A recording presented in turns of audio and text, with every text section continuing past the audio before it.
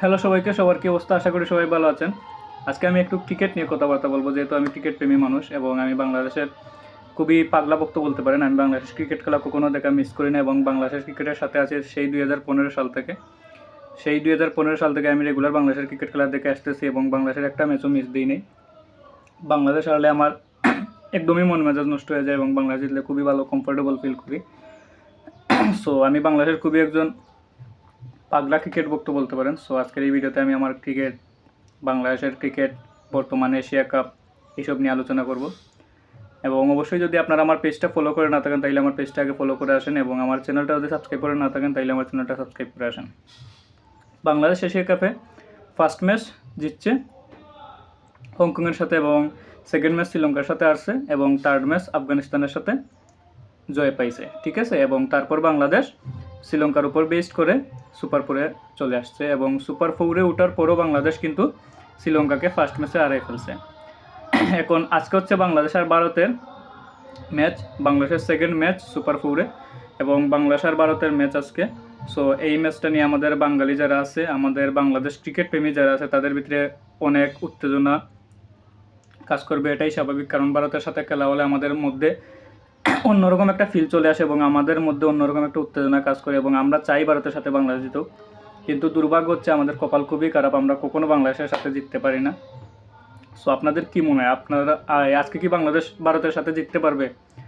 এবং অবশ্যই যদি বাংলাদেশ আজকে ভারতের সাথে জিততে পারে তাইলে বাংলাদেশের ফাইনালে যাওয়ার কেউ আটকাতে পারবে না, বাংলাদেশ ফাইনালে চলে যাবে, আর কখনো ফাইনাল মিস হবে না এবং বাংলাদেশ ফাইনাল খেলবে। সো আজকে কি বাংলাদেশ ভারতের সাথে জিততে পারবে, সেটাই হচ্ছে আসল বিষয়।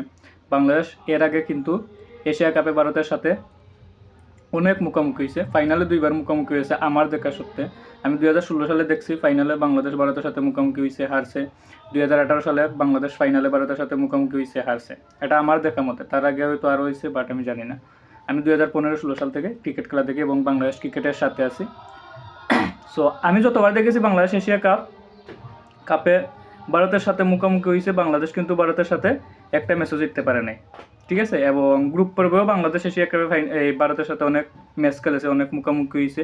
এমনকি টি-20 বিশ্বকাপেও বাংলাদেশ ভারতের সাথে মুখোমুখি হয়েছে, কিন্তু বাংলাদেশ ভারতের সাথে ম্যাচ জিততে পারে নাই।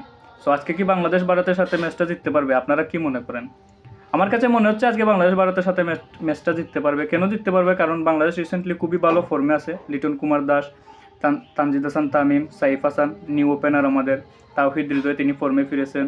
সো ওভারঅল সব কিছু মিলিয়ে এবং আমাদের মুস্তাফিজুর, কাটার মাস্টার মুস্তাফিজুর খুবই ভালো বোলিং করতেছেন, খুবই ভালো ফর্মে আছেন এবং মুস্তাফিজুর কিন্তু বরাবরই ইন্ডিয়ার সাথে ভালো বোলিং করেন। সো এই ওভারঅল সব কিছু মিলিয়ে তাসকিনও কিন্তু ইন্ডিয়ার সাথে ভালো বোলিং করেন। ওভারঅল সব কিছু মিলিয়ে আমার মনে হচ্ছে বাংলাদেশ আজ ভারতের সাথে জিতবে। সো দেখা যাক বাংলাদেশ ভারতের সাথে জিততে পারে কিনা। কারণ আরেকটা বিষয় হচ্ছে বাংলাদেশ ভারতের সাথে কেন জিততে পারে না, কারণ বাংলাদেশ কনফিডেন্স লো করে ফেলে যখন ভারতের সাথে খেলতে যায় বা যখন ভারতের সাথে ম্যাচ স্টার্ট হয়। বাংলাদেশ আগে থেকেই মনে করে আমরা তো ভারতের সাথে জিততে পারবো না, তাইলে আমরা আর ভারতের সাথে কীভাবে জিতবো, আজকেও এত পারবো।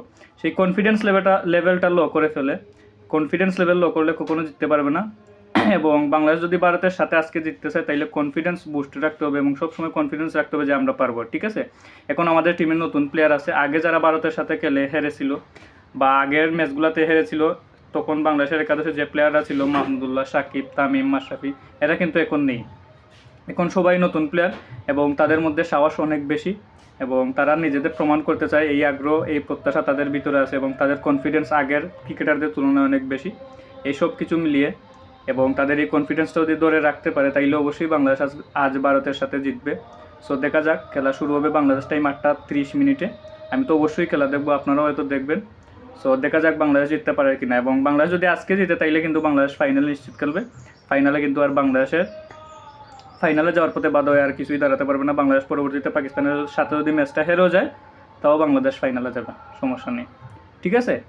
কারণ বাংলাদেশের সুপার ফোরে বাংলাদেশের রান রেট কিছুটা ভালো আছে, সেই কারণে আমার মনে হচ্ছে বাংলাদেশ ফাইনালে যাবে। এবং বাংলাদেশ অবশ্যই কনফিডেন্স রেখে খেলতে হবে এবং ভারতের বোলারদের বয়ে পেলে চলবে না। বুমরাকে, তারপর আরও যে স্পিন কয়েকটা বোলার আছে খুবই ভালো বোলার, এদের বয়ে পেলে চলবে না।